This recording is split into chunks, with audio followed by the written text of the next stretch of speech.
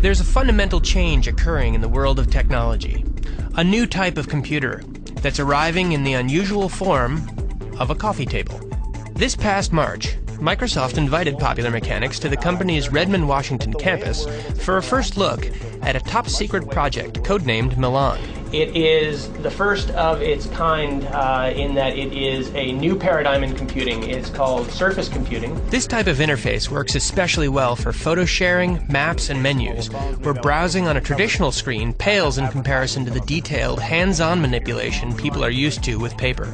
You can do things like organize your photos, drag them around and resize them, and play with them as if they were real photos, real printed photos. And here we even have a little video. Surface computing utilizes multitouch technology, which is a multi-finger, multi-user interface that has been bouncing around the world of computer science since the 1980s. This is a multi-touch input device, and multi-touch, which generally means multi-point input devices, are about allowing more than one input to be processed at a time. NYU computer scientist Jeff Hahn builds huge multi-touch displays for corporate and military clients through his company, Perceptive Pixel. In fact, multi-touch is swiftly becoming the hot interface for electronic devices. Multi-touch, first of all, allows for direct manipulation. It means you're actually contacting not through an intermediary, but actually on the graphics itself. It's a direct manipulation interface.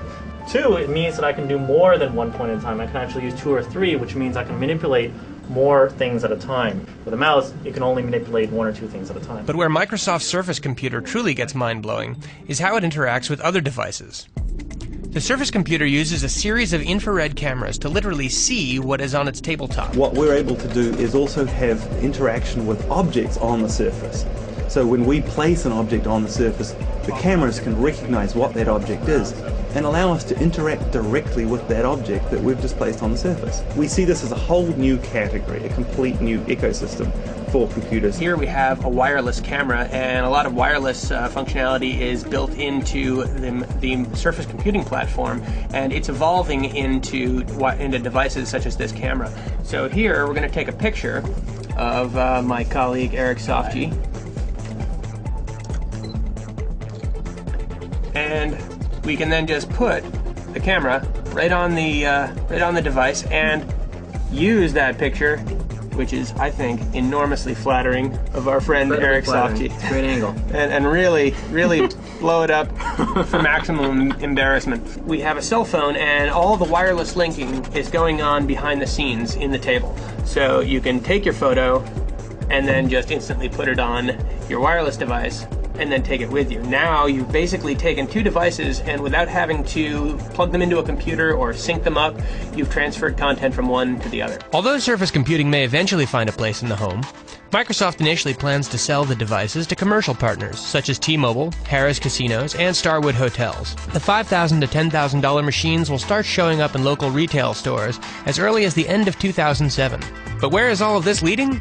Computer scientists see a near future of ubiquitous computing, where people are surrounded by intelligent surfaces. Maybe the surface of your kitchen table, or it can be in front of your television, and it can help you to control your television kind of as the ultimate unlosable remote control.